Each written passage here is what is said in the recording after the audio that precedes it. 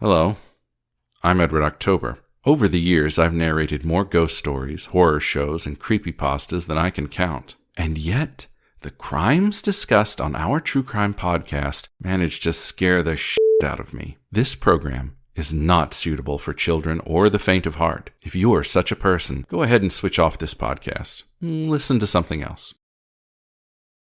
Are you still with us? Well, we've warned you.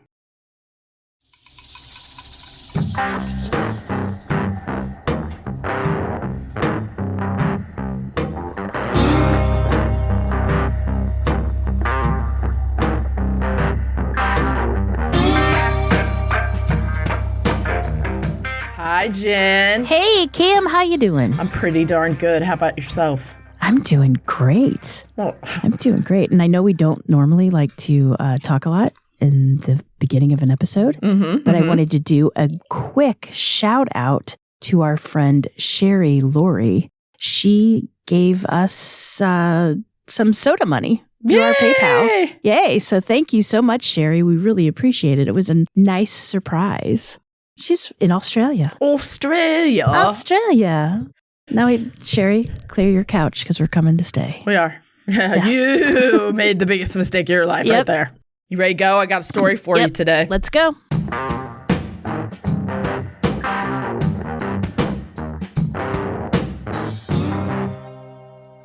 Katie Eastburn had posted a classified ad in the local newspaper that basically catered to the community near Pope Air Force Base in Fort Bragg. Now, she had the intention of selling their English setter puppy dog, Dixie. Now, at the time, Katie's husband, Gary, an Air Force captain, was away attending squadron officer school in Alabama, leaving her at home with their 3 young children. The couple had met 3 years prior at a singles softball game, and Gary vividly remembered the powerful impact that she had on him, saying, quote, "It was like somebody hit me between the eyes with a ball-peen hammer. I was madly in love with her." The couple tied the knot in 1975, and Katie became pregnant just 3 years later.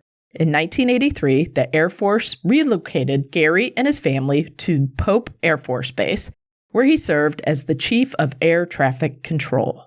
Now, when Gary proposed the idea of moving to England, Katie had some reservations. However, her passion for horses played a significant role in their decision, because after Gary assured her that she and their daughters would have ample opportunities to ride in the English countryside, she agreed to move. Gary typically made Saturday morning calls to check in with Katie while he was away, but when he tried to reach her on the morning of Saturday, May 11th, she didn't pick up. And he wasn't overly concerned, not yet anyway. He tried repeatedly throughout the day to reach Katie, but the calls went unanswered. On May 12th, 1985, it's Mother's Day, and neighbor Bob Seafelt observed that the newspapers in the Eastburn's driveway had not been picked up. Now, at first, he considered the possibility that they might be away for the weekend, but this assumption swiftly altered when he spotted their Toyota station wagon sitting in the driveway.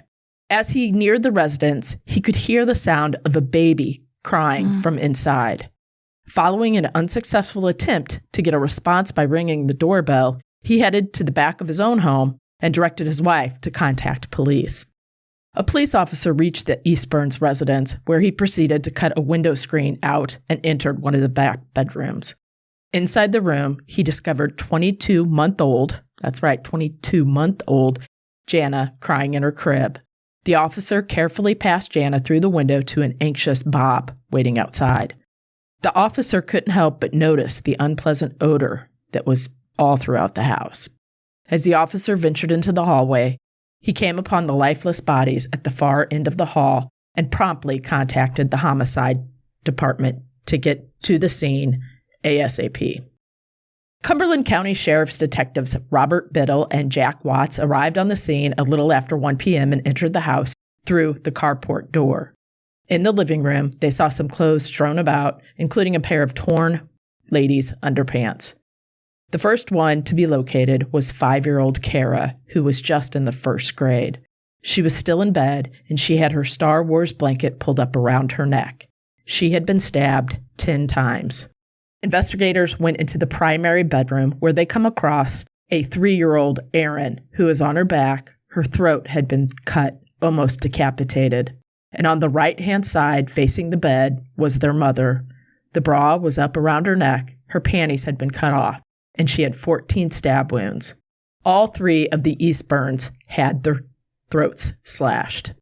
The authorities had determined that the murders had likely taken place on Thursday night, as Katie had been seen by the neighbors earlier that evening, and the newspapers had started piling up on Friday morning.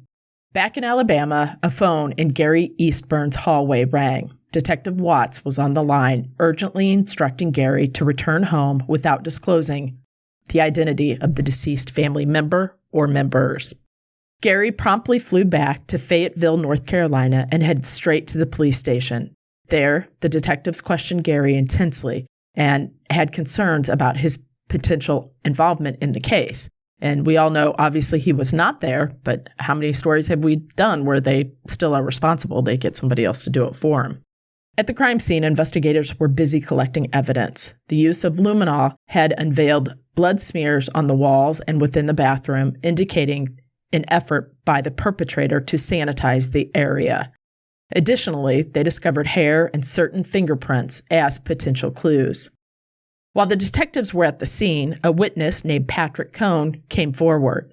Patrick is a custodian who had been working very early that day, and he would end up providing some crucial information. He informed the detectives that at approximately 3:30 a.m. on Friday morning, he observed a tall, white man departing from the Eastburns driveway. Patrick described the man as wearing a knit cap and black members-only jacket, remember those, while carrying a garbage can over his shoulder. He mentioned that the man had entered a white Chevette and drove away. The following Tuesday, Patrick Cohn collaborated with an agent from North Carolina's State Bureau of Investigation to produce a composite sketch of the man he had witnessed that day. Detectives Biddle and Watts, as well as Gary, inspected his home looking for anything that was missing. They discovered that an envelope containing cash and Katie's ATM card were missing. When Gary had mentioned that Katie had given their dog Dixie to another family, it became clear that they needed to locate this family and speak with them for further investigation. On Wednesday, Tim Hennis was at home with his wife Angela watching the TV news. They saw a plea requesting that the person or persons who had responded to a classified ad about Dixie the dog contact police. This led Hennis and Angela and their newborn daughter Christina to drive to the law enforcement center in downtown Fayetteville. Once there, an officer escorted Hennis into a room for questioning. When Detective Watts saw Hennis, he came to a sudden halt. The man had a striking resemblance to that composite sketch that Patrick, the neighbor, had done earlier. The detective was so taken aback, he just couldn't believe what he was looking at. He was looking basically at the composite sketch, but he was standing right in front of him. That would have to be something. So it's now May 7th, 1985, when 27-year-old Army Sergeant Tim Hennis responded to that classified ad. He was the one. He hopped in his white Chevette and drove to 367 Summer Hill Road to see the dog that was for sale. It was just after 9 p.m. that night that Hennis knocked on the door. Katie Eastburn answered the door and asked the man inside. Hennis, who is 6'6", with a slight mustache and blonde hair, was much larger than the petite Katie. After meeting the dog, Hennis knew that his wife and young daughter would fall in love with Dixie. He loaded the dog into the car, thanked Katie, and left for his own home. Hennis was a highly intelligent individual, scoring very well on the ASVAB test, which, as we all probably know, is the military aptitude test. He possessed physical strength, but was somewhat reserved and not very forthcoming. He wasn't very outgoing, I guess is a better way to say it. Detective Watts wanted Patrick Cohn, the janitor, to review a photo lineup with Hennis in it. Still, he wants him to be in the lineup. A photograph of Hennis was taken, and it was included in a lineup with 5 other photos of men with blonde hair and mustaches. When Cohn was presented with the lineup, Cohn's response was, "It's definitely number 2. Now, we all know number 2 is Tim Hennis. However, the police, without a warrant, they can't do much else. They need more than this. They can't just go by, this is the photo. So Tim Hennis was allowed to return home. Later that same evening, a warrant was secured and law enforcement authorities arrived at Hinnis's residence. When Hinnis answered the door, detectives and agents from the State Bureau of Investigation passed by him to search for evidence. Hinnis, displaying a remarkable degree of defiance, I guess, is what you would say, said, quote, "I hope you guys know what you're looking for." Not something I would say to police officers barging in my house for a triple murder.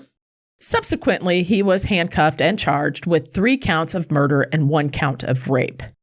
Now, in a rather scornful manner, he remarked to Detective Watts, quote, "Looks like I'm going to get to wear one of those little orange jumpsuits."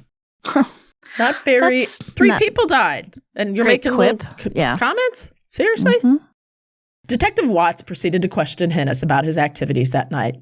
Hinnis stated that he had driven with his wife and daughter to his in-laws' house and then returned home, stopping for gas. Hinnis answered the questions with an air of arrogance. I bet you already saw that coming.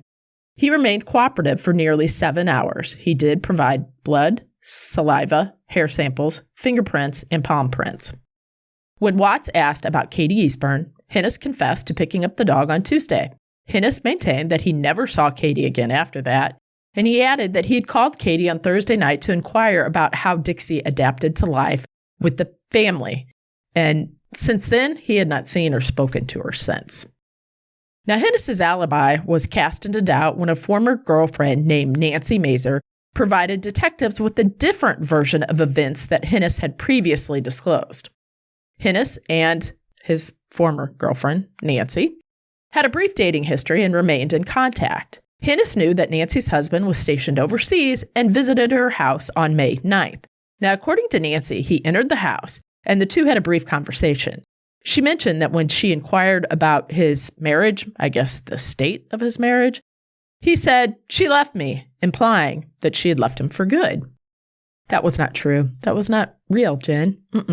He meant that she had left him for a visit to his parents. You see where this is going, right? Mm-hmm.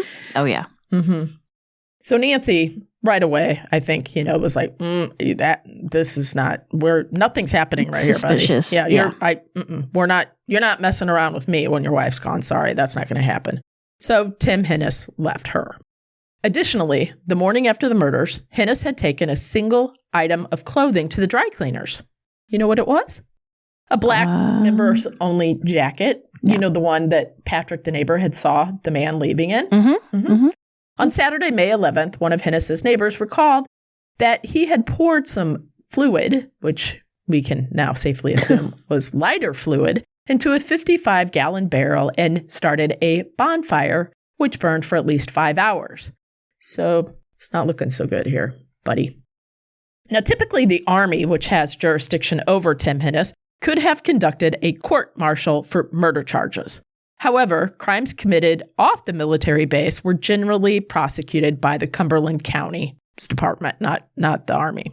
Now, Hinnis's father is a retired IBM executive, and he retained the services of 2 renowned Fayetteville lawyers, Gerald Beaver and Billy Richardson, to serve as Tim Hinnis's legal counsel. These are big Southern lawyers, too, if you know what I'm saying. Detective Biddle began to piece together a potential motive, drawing from Hinnis's visit to his ex-girlfriend, Nancy, and to the fact that he had lied to the police about it. The detective speculated that Hinnis, after facing rejection from Nancy, may have decided to visit another attractive woman he knew was home alone. That was Katie Eastburn. Just 1 month before the scheduled trial was to begin, investigators encountered yet another unexpected development. A witness came forward. They had discovered that Katie's ATM card had been used on both May 10th and May 11th, and on each occasion, the maximum limit, which at the time, which seems so small now, of $150 was withdrawn from her account. And that total, obviously, $150 plus $150 equals what, Jen? Even us bad at math can do that, right? $300. That would be right. $300. And police also found out that Hinnis had been late on paying his rent. Would you like to guess about how much his rent was? Oh, $300. $310 to be precise. Oh, so he had 10. Okay. Yeah, he did have 10, I guess. We can think that he Assume. has that. Yeah. Investigators managed to locate a woman who had visited the ATM just 3 minutes after Katie's stolen card had been used on the morning of Saturday, May 11th. She recalled seeing, you know it, a tall man with blonde hair wearing camouflage pants and getting into a small, light-colored car. Right before the trial was set to begin, prosecutors presented Tim Hennis with the plea bargain deal. You plead guilty to 2 counts of second-degree murder, resulting in 2 life sentences. Tim Hennis told his lawyer, I'm not pleading guilty to something I didn't do. Huh. The trial started in the summer of 1986. The crime scene was very, very bloody and grotesque, and it was, aren't they all? I mean, there's 3. Well, yeah, and the children involved, it makes it worse, and yeah. So William Van Story served as the lead prosecutor in the case. The prosecution presented a harrowing account of the events that they believe transpired on that fateful night, accompanied by graphic photos as evidence. Patrick Cohn also took the stand and positively identified Tim Hennis as the man he saw on the morning of May 10th. During his closing argument, Van Story used, I guess the only way to say this, very emotionally charged language. He exclaimed to the jury, "There's your baby killer. He's the one responsible for the deaths of these kids and their mother. The man responsible for taking their lives is sitting in this courtroom, breathing the same air as you are. And hopefully it won't be for much longer." Pretty dramatic, I would say. I would think so. After 10 hours of deliberation, the jury returned with the guilty verdicts on all 3 counts of first-degree murder and 1 count of rape.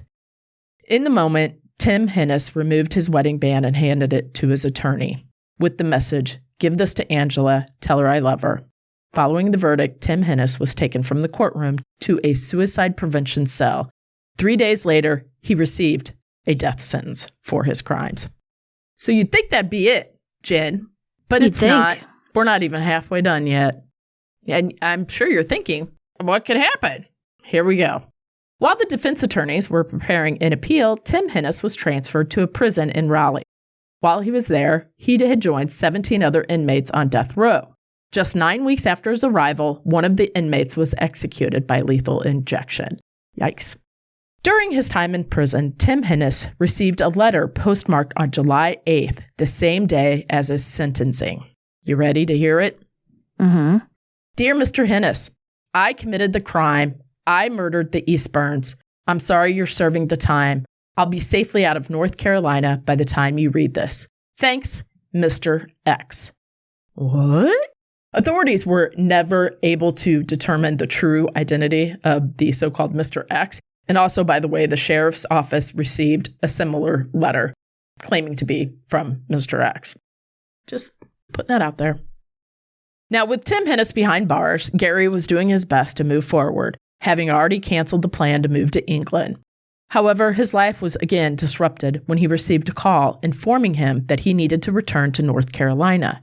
You see, Tim Hennis's appeal had made its way into the state Supreme Court, where Gerald Beaver, Hennis's attorney, argued that the numerous graphic photos presented by the prosecution had unduly inflamed the jurors' sentiments against the client. In a 5-2 ruling, the judges sided with Hennis and granted him a new trial. Huh, really?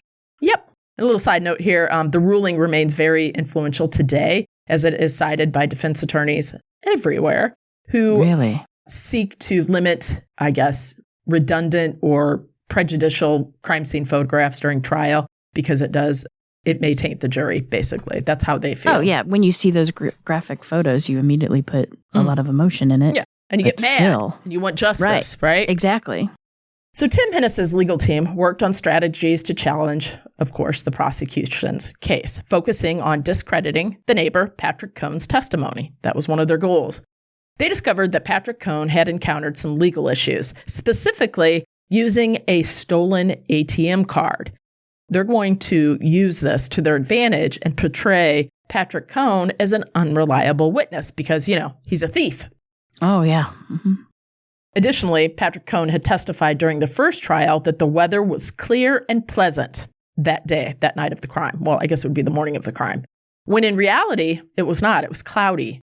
Ultimately, the defense successfully raised enough doubt about Patrick Cohn's credibility to reduce the value of his testimony in the retrial. William Van Story, the original prosecutor, had left the district attorney's office and transitioned into private practice. So the prosecutors assigned to handle the retrial were John Dixon and Calvin Collier. Now, they appeared to lack the vigor and the dedication that Van Story had brought to the case.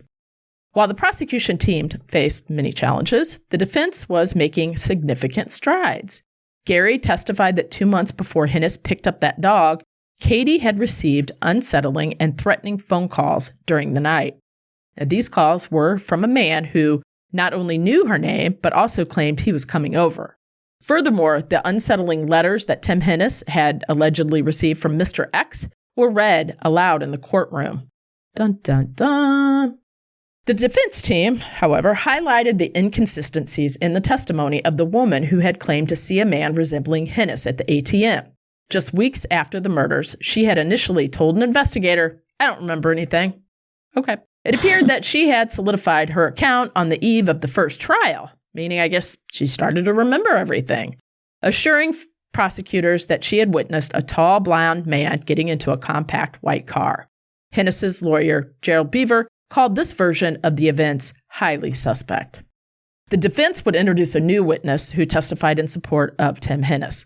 A newspaper delivery woman testified that at 1:45 a.m. on the date in question, she had observed a long-haired man driving a light-colored van in front of the Eastburn home. Now, the defense called a teenage boy from the Eastburn's neighborhood who bore a striking resemblance to Tim Hennis in terms of build, and he had blonde hair. Now, this teenager frequently had trouble sleeping, so he says and testified, and he would often go on walks in the middle of the night. And on this night, he was on a walk on Summer Hill Road. And he said that he was taking this walk right around 3 a.m. on May 10th, 1985. When he appeared in court, the courtroom fell silent. It was obvious to all there that this teen boy could have been the one Patrick Cones saw that morning, and not Tim Hennis.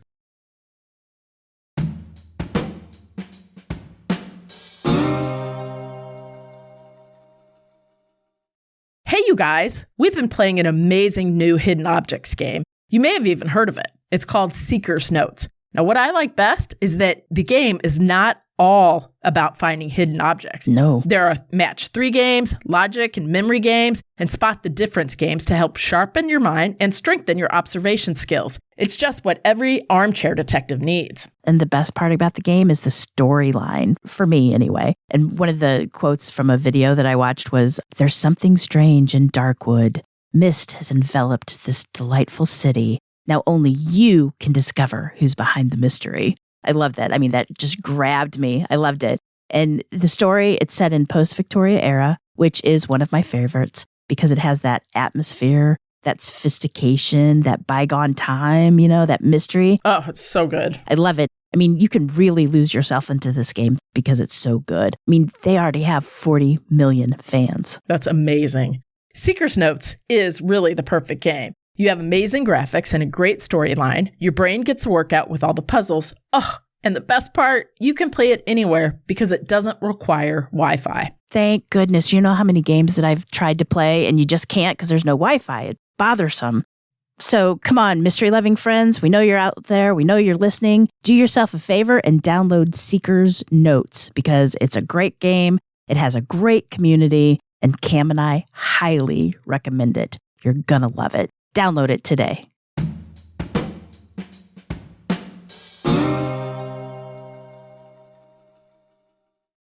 The defense continued. They mentioned the footprints found outside were 3 sizes smaller than Tim Hennis's shoes. Inside the Eastburn's home, investigators had found several hairs, including a pubic hair, which did not belong to Hennis or to the victims. A droplet of blood discovered on a bathroom towel did not match Tim Hennis. The detective argued that nothing in the charred remains from the fire that Hennis had in his backyard could be traced back to the Eastburn home. An analyst from the International Fabric Care Institute took the stand to say that Varsol, that's a dry cleaning chemical, could not completely remove all traces of blood if the member's only jacket had blood stains on it. Yet, there was more, Jen. There's always more. the prosecution's case was slowly falling apart. On April 10th, 1989, Tim Hennis took the stand after an extensive preparation by his lawyers, of course. During his testimony, Tim Hennis displayed a somewhat cocky demeanor and even made a few remarks to the prosecution team. When Prosecutor Dixon questioned him about dog breeds, Tim Hennis responded, quote, "A German short-haired pointer, sir, has very close-cropped hair, something like your beard. A long-haired Spitz would have something of hair like your head hair, very long," end quote. So he was, he's just very, I don't want to... Sarcastic? Snippy? Snippy, maybe? There you go. Yeah. Just very... he is on trial for murder. For his life, you are correct. Now, when Tim Hennis was questioned about his nighttime visit with his former girlfriend, Nancy, Tim Hennis claimed that he had simply forgotten about it, totally forgot that he swung by her house. And this was the reason he failed to tell investigators initially. Now, jurors grappled with this explanation because, of course, it had seemed unusual to forget such a visit. I mean, it is something important that night where 3 people died and they come question you. I think if you are being questioned, you would remember that. And I'm sure Nancy was thrilled, too, that he didn't remember. So this aspect of Tim's testimony did raise some doubts among the jurors. But just 1 week later, both sides rested. In his closing statement, defense lawyer Richardson emphatically argued, quote, "You have physical evidence crying to you, just absolutely crying to you, that he's not the man. You got a pubic hair in there that ain't him. They are putting a doggone square peg in a round hole, and it doesn't fit, and it stinks," end quote. That's very Southern lawyer for you, isn't it, though? This statement underscored the defense's position that the evidence did not support Hennis's guilt. The case against him was flawed. The jury deliberated for 2 days and reached a verdict, not guilty on all counts. But Tim Hennis left the courtroom a free man. He was finally acquitted of all the charges. Jurors rushed to shake his hand, but not all were convinced of his innocence. Gary Eastburn was still sure that Tim Hennis killed his wife and 2 young baby girls. Is that shocking? Shocking, I think. No. After his acquittal, Tim Hennis re-enlisted in the Army. Now, as a result, he received 3 years of back pay, a Good Conduct Medal, and a promotion to Staff Sergeant. In September 1990, he was deployed to Saudi Arabia for Operation Desert Shield and later went to Somalia. After 23 years of service, Tim Hennis retired in 2004, taking a job at a waste treatment facility. Now, I bet you're thinking that's the end of the story, Jen, but it's not. It's not there. It's not there yet. Nope. Well, he can't be retried, so... You think? But isn't it double jeopardy? In that situation, yes, it is. That's why this case is really remarkable for many things. Yeah. Okay. Here we go. 20 years had passed since the Eastburn murders, and journalist Scott Wisnant, who had authored a book on the case, the book was titled Innocent Victims, was meeting with a group of North Carolina detectives. Now, the detectives were all discussing the Eastburn case during a class on advanced criminal intelligence techniques. The crime analyst, Billy Crawford, was teaching the class. Now, Crawford utilized Scott's book to assist in developing the course and using the Eastburn case as a case study. So Scott, basically, if you're a TV junkie like myself, you'd be happy to know, Scott wrote this book, right, and was told the story about how Tim Hennis went to prison, got the death penalty, and then the case was retried, and now he's an innocent man, right? So the innocent victims. So that still leaves the question as to who killed Katie and the babies. Also, this is a movie, and I watched it. Early 1990s Lifetime movie is what it is. Yeah, I was thinking that I wondered if they did a movie about this. They did. Because it's perfect movie fodder. Rick Schroeder stars in it. John Corbett plays Tim Hennis. So yeah, I watched it, and I was like, it follows Scott's book pretty closely, actually. It follows this pretty closely. Anyway, let's get back to the story. Yeah. So anyway, they're doing this case study. Now, Larry Trotter, a homicide detective from Cumberland County, approached Scott for a private little combo, right? And Scott revealed that an essential investigative avenue had been overlooked. He mentioned that 2 sperm samples were collected from Katie's body using a vaginal swab. At this point, DNA is not where it should be. So the limited DNA testing capabilities they had back then in the late 80s and early 90s just weren't there. But now, 20 years later, it's 2005, and Trotter had the opportunity to send the samples for what is now advanced DNA analysis. This is where I just love how one person can make a big difference in the world. You go, Larry Trotter.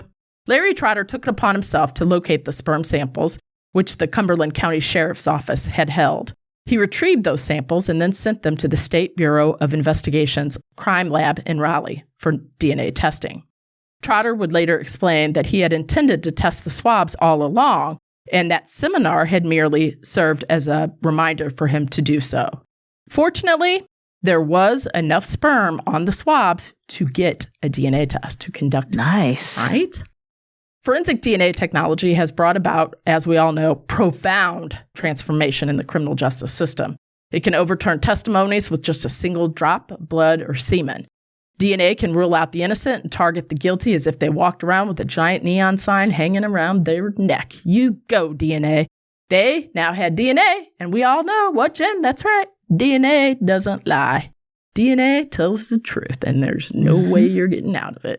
So Trotter jumped on the phone, and he called Cumberland County District Attorney Edward Granis and his now lead investigator with a familiar name. This is Trotter's lead investigator, and you're gonna be like, I know that name. That's right, Robert Biddle, who was the attorney in the aforementioned trials, and he shared what the DNA told him. Robert Biddle then called Gary Eastburn. The conversation went like this. Biddle said, "Are you sitting down? We got a hit on the DNA." Gary, of course. Who? You ready? Tim Hennis. Oh, shocker. That's been tried twice for the same crime. Biddle expressed uncertainty about the possibility of bringing Hennis to justice because, as we had stated earlier, double jeopardy. It's double jeopardy. They have to come up with something else to get him on, right? Yep. You cannot try a person for the same crime twice. If they were found not guilty, they're not guilty. You're just in trouble. Still, Biddle wanted Gary to know that the government had the correct individual in custody all along. Boy, would that be a hard pill to swallow, wouldn't it? Oh, yeah. You're the husband and the father of those babies. Trotter, Biddle, and Granis were all aware that, as Trotter phrased it, the state of North Carolina couldn't take any action against him, meaning Tim Hennis. This is where the double jeopardy comes into play. This is the idea of separate sovereign entities. According to the dual sovereignty doctrine enshrined in the Constitution, a defendant can be tried and acquitted in a state court and then subsequently face trial again for the same crime in a federal court. But it doesn't always work, as it is hard to find someone guilty at, say, the federal level when they were already found not guilty at the state level. Does that all make sense? Yes. So there are some loopholes, but generally it does not work, and, just can't do that. Now, where they believed that they would have maybe better luck was with, drumroll please, military justice. That's right, because that's a separate thing, right? So Granis, Biddle, and Trotter arranged a meeting with some military lawyers. They presented the DNA evidence to them, and they took the evidence to John Vines, the commanding general of Fort Bragg. Now, Vines requested that the Secretary of the Army authorize the recall of Hennis to active duty, which is permissible for any retired soldier. See what they did there? Pretty smart, because he had retired from the military. So what they're going to do is they're going to call him back into active duty, and then that way the charges... They can get him that way. That's right. The charges brought against Tim Hennis included 3 counts of murder, as the statute of limitations, as we know, under Uniform Code of Military, or UCMJ, had expired for the rape charge. So the statute of limitations, they were only able to get the murder charges. But hey, that's fine. That's totally fine. Yes. On the evening of September 26th, 2006, a military lawyer and a Fort Bragg Criminal Investigative Division agent and 2 local police officers arrived at Tim Hennis's home in Lakewood, Washington. A letter containing orders for Tim Hennis to report to Fort Bragg within 30 days was handed over. In response, Tim Hennis expressed his frustration, saying, quote, "This is bullshit." He then called for his wife, instructing her to contact Beaver, the lawyer, and demanded that the visitors leave his property immediately. He kicks them off his property. Like, he legit, get off my property. Not the behavior of an innocent person, I'm just saying. Tim Hennis did comply with the orders and reported for duty the following month and continued receiving full military pay and benefits during this whole time. Okay, so like for the last 20 years, he's been receiving all of his military stuff. The court-martial of Tim Hennis commenced on March 17th, 2010. This is 21 years after being found not guilty in his second trial. Colonel Patrick Parrish presided as the judge, and in the jury box, there were 14 uniformed individuals. I learned something here, comprising both men and women. Now, in a court-martial, these individuals are referred to as members instead of jurors. I did not know that. I like when I learn new stuff. And they held equal or higher ranks than Tim Hennis.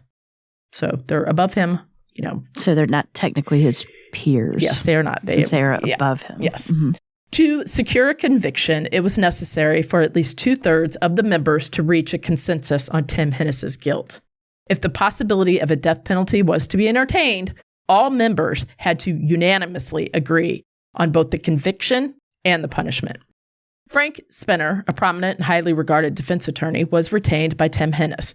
Their strategy was to acknowledge that, yes, DNA evidence was found, and DNA evidence does not lie.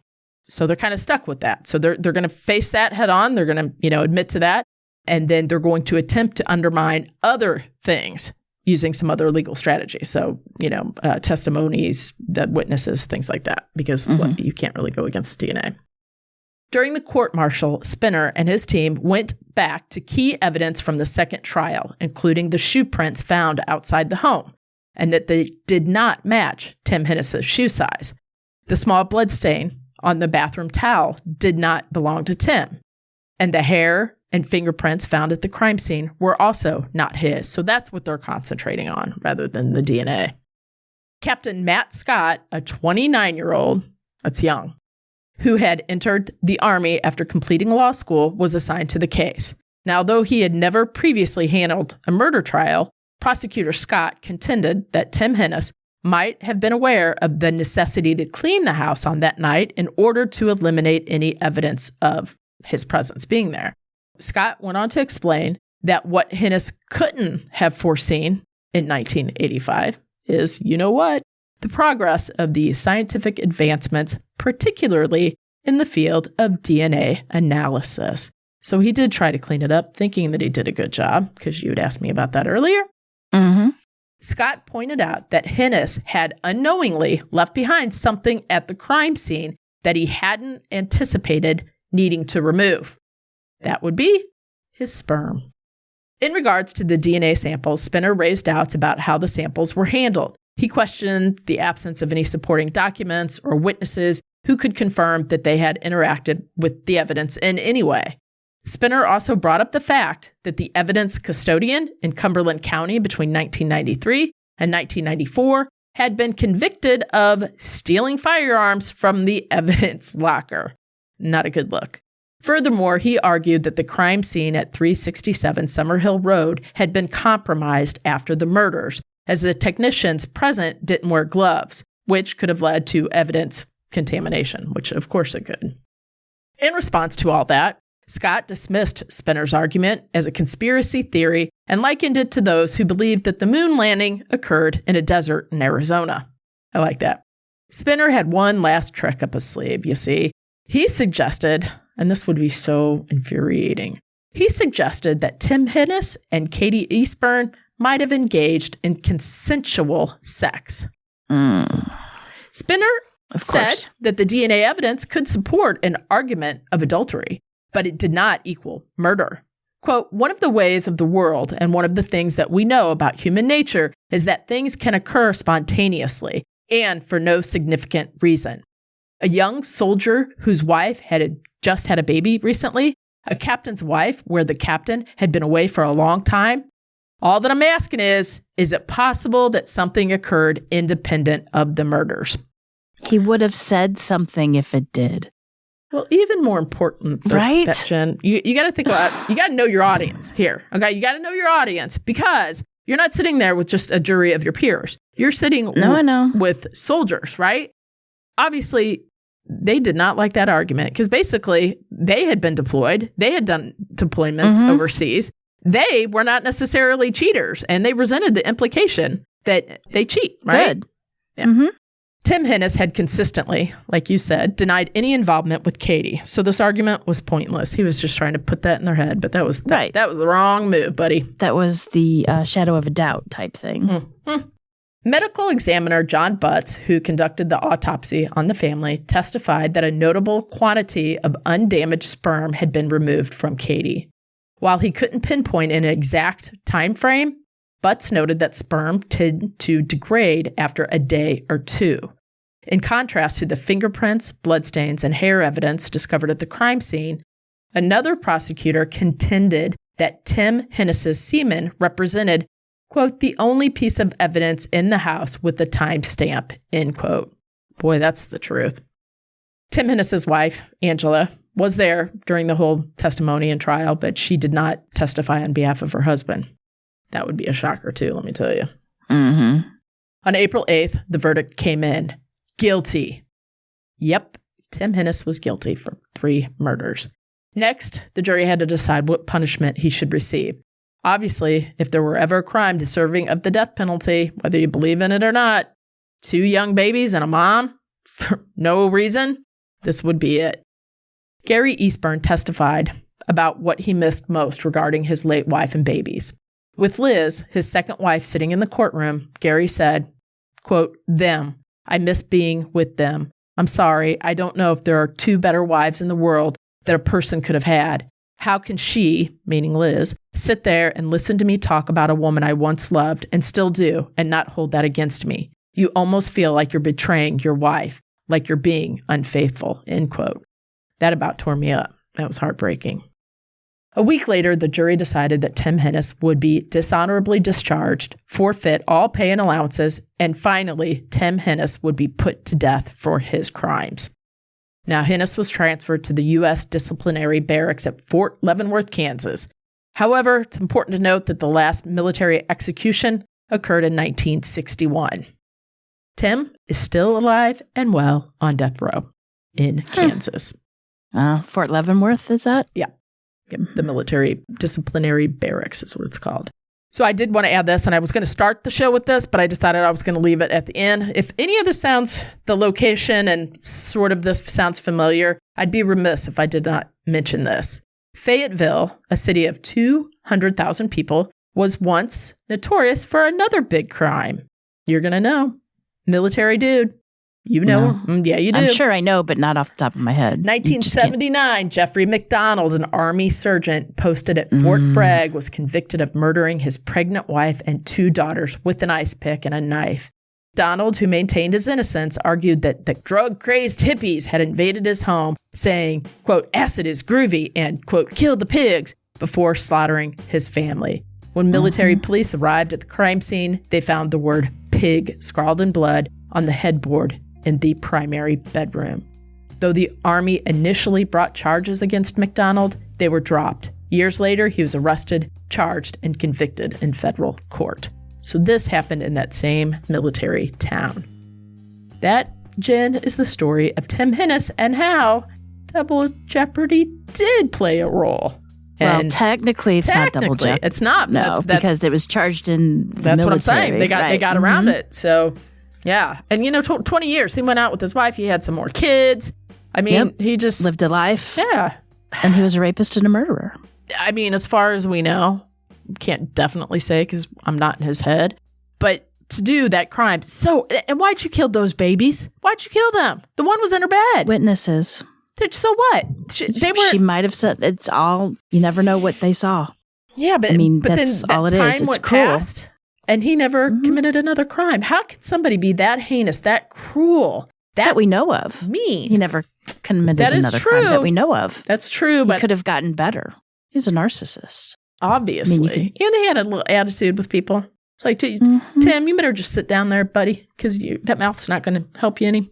Anyway, if you want to watch... obviously it did. It did. If you want to watch the movie Innocent Victims, it is a pure thing. But the best part about that movie all of that occurred before the 20 years. So at the end of the movie, everybody's like, oh, 10 minutes, look, that poor guy, he had such... Which was John and they Corbin. never redid yeah, it. they never because it was from 19... Oh, John Corbin played... John Corbett, little cutie pie. Yes. Yeah.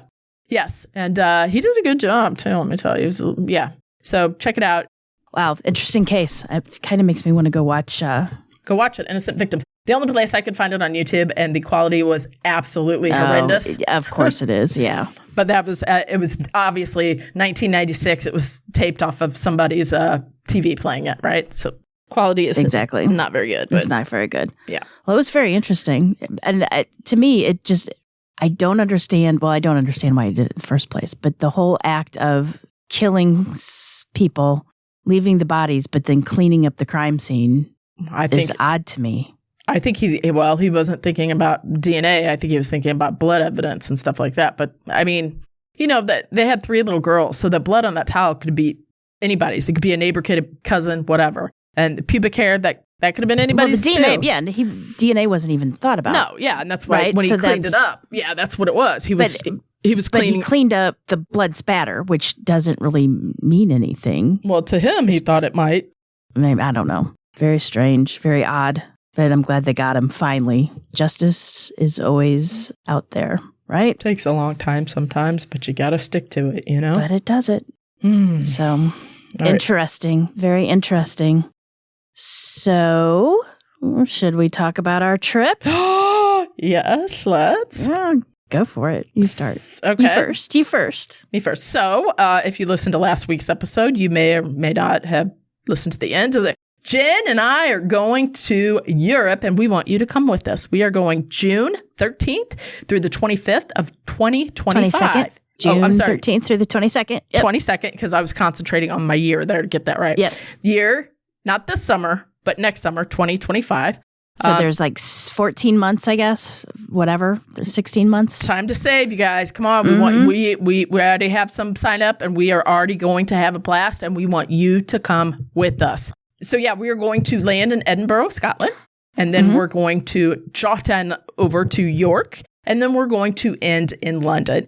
We're calling it the Dark History Tour. So anything that, if you're like Jen and I, and you like ghost stories, if you like crime stories, if you like anything old and cool and beautiful history, architecture. I mean, there's like Viking pirates, like all sorts of crime and just, it's going to be fun. Like architecture, everything. It's going to be amazing. This is kind of, we tried another tour group, but they like only would go to one spot. And we're like, you know what? If we're going to do it, we're going to do it to what we want to go see. Exactly. Right? Yeah. We wanted to do, if we're going to go over there, we want to go over there and see what we can in one shot. We made this trip and we think that you guys would like it just as much as we do. Or we will, I should say. And we picked exactly what we wanted. So it's very unique. No other tour group has this as far as this we goes. Get to individually. I mean, there's a couple tours that I specifically said, I want to go on this one and I want to go on this one. It's going to be fun. That's all I can say. I'm really excited about it. Scotland, there's the underground cities that look amazing. York, there's so much history in York. There's the Shambles, which is like this, what is it, a shopping way, I guess, that is taken from, like Hollywood used that as a... It's a street. It looks like a street that belongs in a movie. Right. Because it is. But they used it to... They used it to, for Diagon Alley in Harry Potter. And then, of course, London, there's the Tower. I want to say the Tower of Terror because I'm so used to... Nope. Wrong spot, Jen.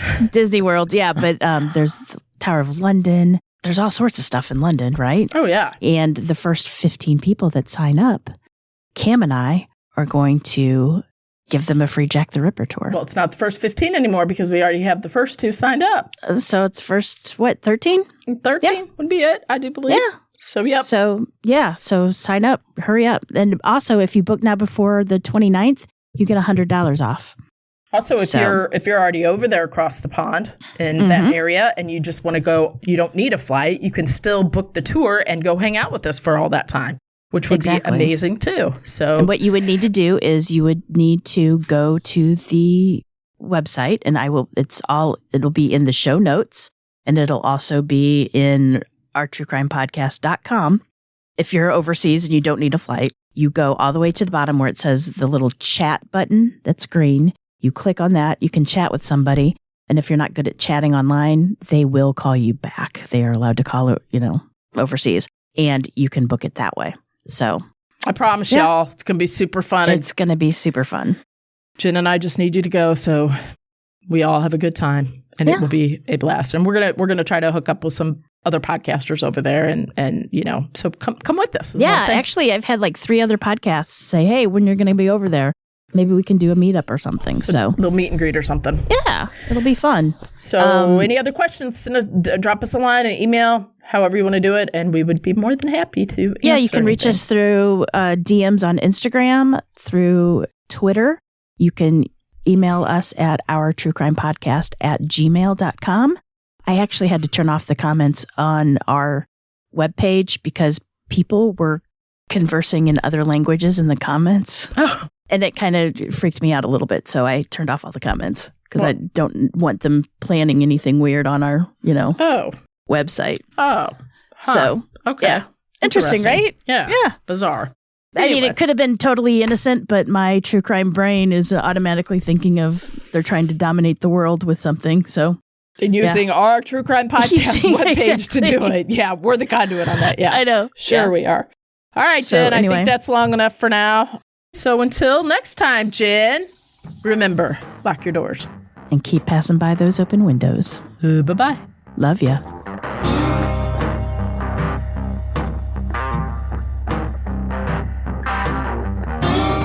Today's episode was researched and written by me, Cam. For more information about this episode, as well as all the sources I used, please check out our show notes or the podcast website at ourtruecrimepodcast.com. Our True Crime Podcast is developed and created by hosts Jen and Cam. Original music and audio mix of all our True Crime Podcast episodes is courtesy of Nico Vertesi from We Talk of Dreams. Listener discretion is provided by Edward October from October Pod VHS. Our True Crime Podcast is executive produced by Nico Vertesi and Dick Vane. Make sure to like and subscribe to Our True Crime Podcast wherever you listen to your podcast. We can be reached on Instagram and Facebook at Our True Crime Podcast or on Twitter at Our True Crime Pod. You can email us at ourtruecrimepodcast@gmail.com. If you really like the show, make sure to check out our Patreon at Our True Crime Podcast. Our True Crime Podcast is an OTC production.